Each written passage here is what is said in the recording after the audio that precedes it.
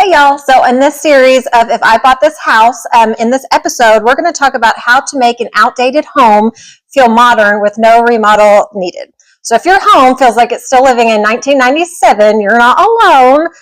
This one's for you though. So we're going to talk about how to make an outdated home feel modern without breaking the bank and without doing a whole remodel. So simple tricks and tips we can use to update our home. So if you don't know, I'm Shannon, and this is my series, If I Bought This House, where we talk about real estate listings. We go through listings sometimes and talk about how we could update homes. We do chats like this sometimes. And so I also do YouTube shorts of my different projects that I do around my house. So if you want to go check that out, that's cool. So in my hat today, because I've worked 3 shifts in a row and I'm tired and getting glammed up and doing this for the camera, just wasn't in the cars today. And sometimes it's like that. So we're going to talk about having a good enough home and like that kind of concept and that mentality that you have. So sometimes that can be with your looks too. Some days it just has to be good enough. And that's okay. I'm a hat girly. If you're a hat girly, leave me a comment down there. Me and my daughter have a store. You should go check it out. I'll link it in the description. But we have cute little sarcastic hats and tumblers. Anyways, so enough about that. Let's get into this video. So let's talk about how we can update when we don't have a remodel budget. So number one, and I will say this till I'm blue in the face, paint. Paint can make such a difference. And it's very economical, and it's probably one of the cheapest ways to maybe update a space. So when you're talking about, $100-ish for, 3-ish gallons of paint versus a whole, remodel, which could cost you thousands of dollars. So that can be very economical and budget-friendly way to update your space.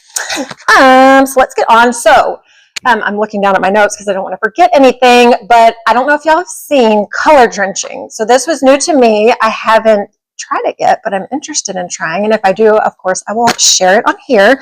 But it's where you take paint from the baseboards to the walls, to the trim, to the ceiling. Everything is painted in that one color. And if you haven't seen it, you should go look. Google color drenching, and you can see some examples of that. And it's really kind of cool, but it's like a major commitment, I would think, if you did a really dark color. I think it looks really good. I'm not sure if I'm sold on it yet, so that's to be determined. But of course, if I do that project, I will let you see. So you can also, if you're more neutral and don't want to, commit to a whole, floor to ceiling paint, you can do a neutral wall and then maybe an accent wall of some kind of color that you like. That's cool.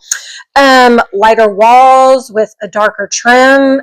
We did that in my daughter's house. I think I've talked about that before. We did an alabaster wall with, I think it was accessible beige trim and doors, and that looks really like elegant and upscale. I don't know if you've tried black doors. Total game changer. I did it in my old house, and it really makes it look very upscale and elegant. I know, a lot of people maybe shy away from black, but it's one of my favorite colors to actually do. I have a whole black bathroom, and it's beautiful. It's elegant. I love it. Oh, okay, yes. So on the community tab, I'm going to put together some like swatches of like where we have like paint colors, and then maybe a fabric sample, and just, I don't know, a little kind of picture so you can visualize some things. I talk about alabaster a lot and the iron ore. That's my favorite black paint to use. It's by Sherwin-Williams. And so we'll do a little rendition of that, and I'll put that over on the community tab. It's, where we can just post things. If you have any questions, let me know. So going back to episode 6, it's the Holy Freaking Paneling House. If you haven't seen it, either, go watch the full episode, or I've uploaded a YouTube short where it just kind of scrolls through the listing real quick. You'll see what I'm talking about. But paint would make such a difference in that house. It would just modernize the space, update the space, and really it just needs paint. And that's with a lot of spaces. Paint can do so many things for a space. So decor, that's probably the number 2. And obviously it depends, on what you get. You can, blow the budget with that. But like within budget, you can really do a lot of things. Area rugs, curtains, pillows, and lighting are the things that come to my mind. So if you don't, and it's like not a full commitment, because you can play around with your patterns if you like florals, if you want, a boho theme, something like that. And it's not, you don't have to commit to it forever because it's like curtains and pillows. And you could do neutral wall and then do, you know, the pops of your color or patterns with your other things. So curtains, like I say, for shower curtains, ceiling to floor makes such a difference. When you kind of put the curtains at the top of your window just to the bottom, you've got that box, but when you elongate them and make them like ceiling to floor, it just really draws the eye up, opens the space, makes it look more elegant. Throw pillows. I'm like almost today years old when I learned about this, but you can buy throw pillow covers. Didn't know this. So you can take the pillows you already have. If they're 1997 burgundy, navy, and hunter green, you know what I'm talking about. That was like the color palette of 97, my childhood growing up. Anyways, so you can buy throw pillow covers and use your existing pillows that you have and just create a whole different vibe for your room. You can do it seasonally if you like, you know, for pumpkins in fall or Christmas or Valentine's Day or whatever holiday, or even if you just, you know, you want to mess around with florals one time and then nope, I want to do boho or whatever the case may be, you could totally change the space of that. Okay, so lighting, and I'm really talking, I mean, obviously you can change ceiling fans and chandeliers and all that, but for this type of lighting, I'm talking like table lamps and things like that, thrift stores. I don't know if y'all have ever been to thrift stores. I love going on a good thrift hunt, but you can find tons of lamps where you can update it by spray painting the lamp. Sometimes they come with good shade, sometimes they don't, so you can buy a new shade, but it doesn't matter if the lamp works. And do you want to know why? Because they have this new thing, and it's new to me, it might not be new, but it's a light bulb that recharges and you just turn it on. So obviously you can see where that probably wouldn't work for a big chandelier. You're not going to go switching on a bunch of light bulbs, but for a table lamp that you get for like $2 at thrift store or garage sale or something like that to make it work and look cute in your space, that's a good budget-friendly hack. And I will link those in the description in case you don't know what I'm talking about, because I didn't know what I was talking about till I figured this out. I don't know, a couple months ago. Anyways, so let's wrap this up. Bottom line, so here's the thing. Sometimes we get caught up chasing the idea of a dream home when we can love the home that we're already in. It's good enough. We can be content with what we have, content with where we are while we're getting to where we're going.